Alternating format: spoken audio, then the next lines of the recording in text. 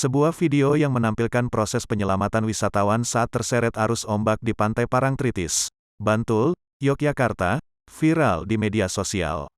Dari gambar video yang diambil dari kejauhan itu, tampak dua orang petugas sedang berusaha menyelamatkan korban yang terseret ombak.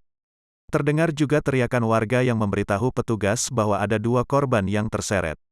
"Satun, ada dua, korban, Mas, ada dua," teriak seorang perempuan dalam video. Namun disebutkan petugas penyelamat dalam video itu baru berhasil menyelamatkan satu korban. Kepala Satpol PP Kabupaten Bantul Julius Suharta membenarkan adanya insiden wisatawan terseret ombak di Pantai Parangtritis.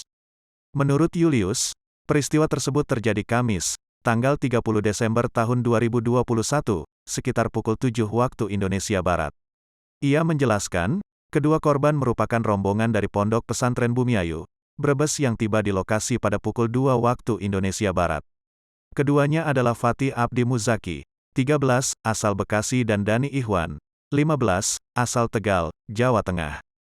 Pada tanggal 30 Desember tahun 2021, sekitar pukul 2 waktu Indonesia Barat, rombongan dari Pondok Pesantren Bumiayu Brebes tiba di Pantai Parangtritis dan dilanjutkan beristirahat di bas, kata Suharto saat dikonfirmasi Kompas.com. Jumat, tanggal 31 Desember tahun 2021. Pada pukul 6 waktu Indonesia Barat rombongan tersebut kemudian menuju ke tepi pantai, termasuk kedua korban.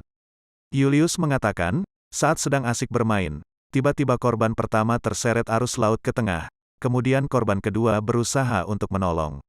Sayangnya, korban kedua justru ikut terseret arus. Selanjutnya petugas SAR Dit Polairut dan petugas Sarlinmas Wilayah 3 Parangtritis yang sedang patroli langsung memberikan pertolongan, jelas dia. Suharta menuturkan, petugas berhasil menyelamatkan salah satu korban, yaitu Dani Ahwan. Sampai dengan saat ini, anggota jaga pos SAR Dit Polairut Parangtritis, anggota Sarlinmas Wil 3 Parangtritis dan Babinsa Parangtritis masih melakukan proses pencarian terhadap korban bernama Fatih.